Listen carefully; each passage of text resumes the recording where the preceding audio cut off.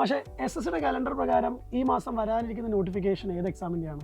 അതെ, കലണ്ടർ പ്രകാരം ഉടനെ വരാനിരിക്കുന്ന നോട്ടിഫിക്കേഷൻ എന്ന് പറയുന്നത് SSCയിലെ ഒരുപാട് ഗ്ലാമറസ് പോസ്റ്റുകൾ ഇറങ്ങിയിട്ടുള്ള SSC CGL എക്സാമിൻ്റെ നോട്ടിഫിക്കേഷനാണ്. Combined graduate level examination.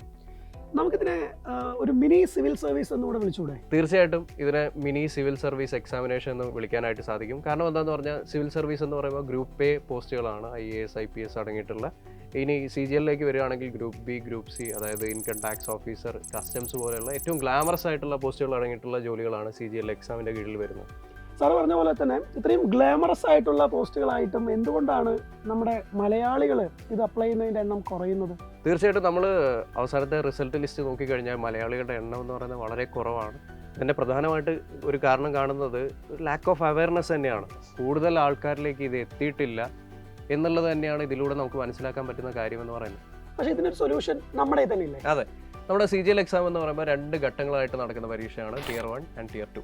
അപ്പോൾ ഈ എക്സാം കൃത്യമായിട്ട് ക്ലിയർ ചെയ്യാനായിട്ട് നമ്മൾ ആരംഭിക്കുന്ന ബാച്ചാണ് CGL റെഗുലർ ബാച്ച് എന്ന് പറയുന്നത്. അതെ, ഇവിടെ നിങ്ങൾക്ക് ലൈവ് ആൻഡ് റെക്കോർഡഡ് ക്ലാസ്സുകൾ, അതുപോലെ തന്നെ വീക്ക്ലി ടെസ്റ്റുകൾ, mock test, class note PDF ആയിട്ട് പിന്നീട് റിവൈസ് ചെയ്യാൻ നിങ്ങൾക്ക് ലഭ്യമാണ്. അങ്ങനെ ഒരു എക്സാം ക്രാക്ക് ചെയ്യേണ്ട എല്ലാ കാര്യങ്ങളും നിങ്ങൾക്ക് ഇവിടെ അവൈലബിൾ ആണ്. അപ്പോൾ ഒരു സെൻട്രൽ ഗവൺമെൻറ് ജോലി ആഗ്രഹിക്കുന്ന ഒരു ആസ്പിറൻ്റ് ആണ് നിങ്ങളെങ്കിൽ ഉടൻ തന്നെ ഈ ബാച്ചിലേക്ക് ജോയിൻ ചെയ്യുക. അടിപൊളിയായിട്ട് പഠിക്കുക.